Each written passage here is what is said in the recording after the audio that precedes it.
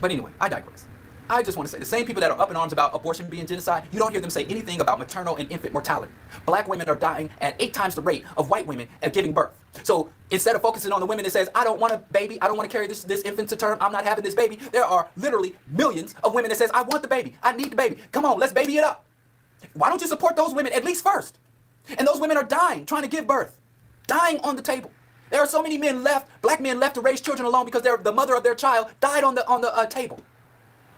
Black women are more than 8 times, and this is very shoddy statistics. You know when it's a negative statistic, you can almost double or triple it without any fear that you're going overboard.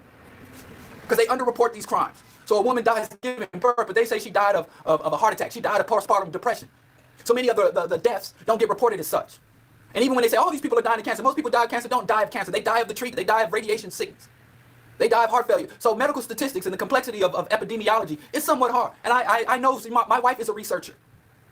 So I know how hard it is to arrive at accurate numbers. But I'm saying the black women's maternal mortality is a woman dying either through carrying the child or through the birth of the child or immediately complications following giving birth. More than 8 times higher. So for every one white woman that dies, 8 to 10 black women die. But black women are only 6% of the population. So every black death is exponentially greater loss for the black community in the United States than every white woman death. And we all know about infant mortality. So how the hell are you stepping over and ignoring the babies that want to be here, fighting for fetuses that won't here? Because it's easy to fight for a fetus that never gets born because you ain't got to put up no money. All you get to do is say some BS online, oh, all lives are precious. And you can go about your day. But if you really advocate for children that are here, you got to put up real time and resources because the children are here. So it's so much easier to fight for these phantom babies who never got born than to fight for children here that are suffering. Assholes. So real genocide is maternal mortality. Real genocide is infant mortality. And there are real genocide is ecosystem and destroying the ecosystem. But you want to pretend that abortion, women having legal, safe access to abortion is a genocide, and you ignore the real instances of genocide and real tragic losses of life in order to maintain your control and dictate to women how to proceed with their own reproductive choices. This ain't about saving lives, it's about dictating and controlling lives. And then let's talk about the gay agenda while we're talking, and feminism, and the destruction of the black family. And you want to pretend like there's this cabal of a gay agenda. And the reason why it's so harmful to believe that there's a gay agenda and D. Wade is destroying black manhood, listen, if D. Wade and his choices with his daughter is the threat to your manhood or a threat to your masculinity or a threat to your family, let me tell you something, you projecting. Many of you dudes out here acting a fool. I go home and my wife is packed up to leave home. And I'm gonna be like, damn you, D. Wade. My sons and wife are leaving me and it's D. Wade destroyed my black family. Yeah, you can run that hustle on somebody else. And you can run that hustle on somebody else. Aside from entertaining you by chasing balls, D. Wade shouldn't have no impact on you behind that. And if you allow it, but I digress. So many people, I have so many debates about the gay agenda, and every time some gay dude twirls on TV, you're like, oh, there's more evidence. And at the same people that talk all this stuff about the feminist agenda, I'm anti-feminist. Not because feminism does not hurt men. In fact, in more ways than one, feminism benefits men.